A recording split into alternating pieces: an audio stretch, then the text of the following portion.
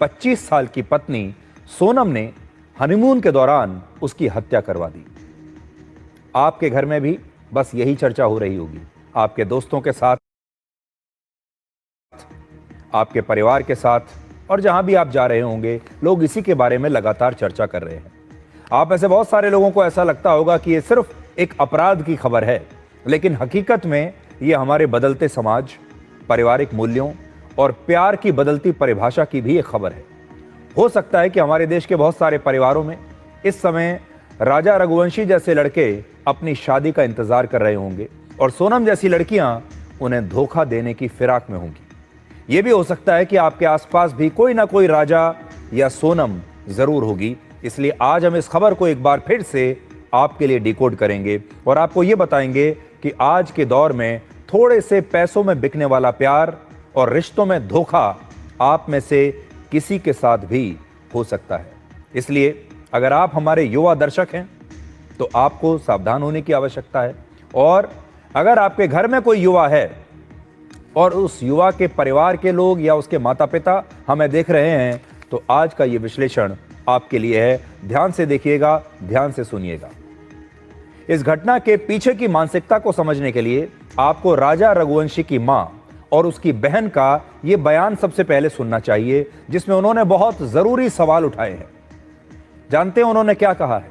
उन्होंने कहा है कि अगर सोनम राजा से शादी नहीं करना चाहती थी और वो पहले से ही किसी और से प्यार करती थी तो उसने इस शादी को करने से इनकार क्यों नहीं किया? शादी के दौरान ये क्यों नहीं कहा कि मुझे शादी नहीं करनी और मैं किसी और से प्यार करती हूं? और ये एक ऐसा सवाल है जो आप में से किसी को समझ में नहीं आया होगा। पूरे देश में लोग यही पूछ रहे हैं कि अगर ऐसी बात थी तो शादी के समय इनकार कर देना चाहिए था, और अगर सोनम ने उस दिन इनकार कर दिया होता, सच कह दिया होता, ईमानदारी से अपनी बात रखी होती, तो आज ये राजा 29 साल का लड़का आज जिंदा होता।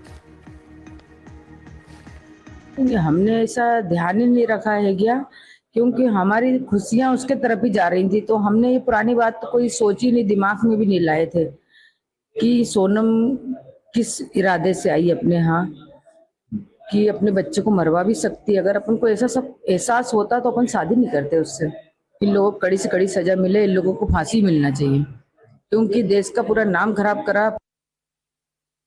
मेरे भाई ने सोनम रघुवंशी के साथ 7 फेरों के साथ 7 जन्म का वादा किया था, और आज वो 7 दिन नहीं रह पाई उसके साथ। ऐसा क्या किया था मेरे भाई ने जो उसको मार डाला? अगर तेरे को नहीं पसंद था मेरा भाई, कोई और पसंद था तो भाग जाती, मारा क्यों उसको? किसी का भाई, किसी का बेटा क्यों छीना?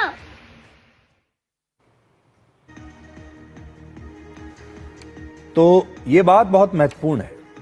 अगर सोनम ने जरा सी भी ईमानदारी दिखाई होती तो आज इंदौर का ये रघुवंशी परिवार बर्बाद होने से बच जाता, लेकिन सोनम ने ऐसा नहीं किया। ऐसा क्यों नहीं किया उसने?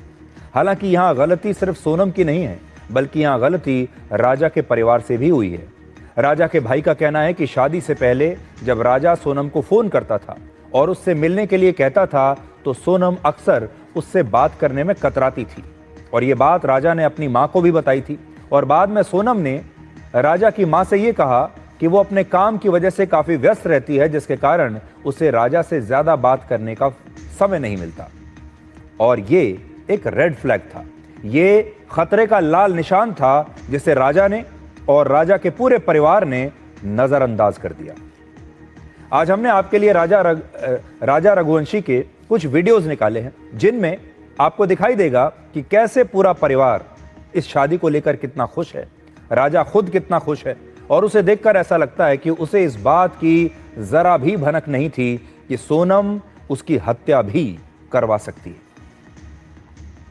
मैं हूँ दूल्हे की बहन, मैं हूँ दूल्हे की भाभी, मैं हूँ दूल्हे की भाभी, मैं हूँ दूल्हे की मौसी, और ये है दूल्हा, मैं हूँ दूल्हा।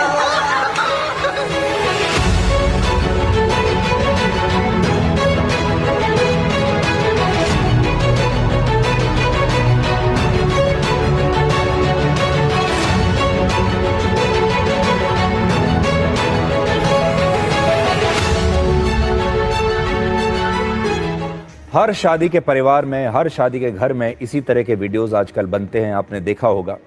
लेकिन जब ये वीडियोस बन रहे होते हैं, कोई नहीं जानता कि किसके दिमाग में क्या चल रहा है। एक तरफ जहां ये लड़का सोशल मीडिया पर अपने सभी वीडियोस में इतना खुश दिख रहा है, वहीं सोनम अपनी शादी के ज्यादातर वीडियोस में बिल्कुल खुश नहीं दिख रही, नाराज सी दिखती है, गुस्से में दिखती है। और उसे देखकर कोई भी ये बता सकता है कि वो इस शादी से खुश नहीं है, और उसके चेहरे पर परेशानी और तनाव साफ दिखता है। ऐसा लगता है कि उसके दिमाग में कुछ चल रहा है।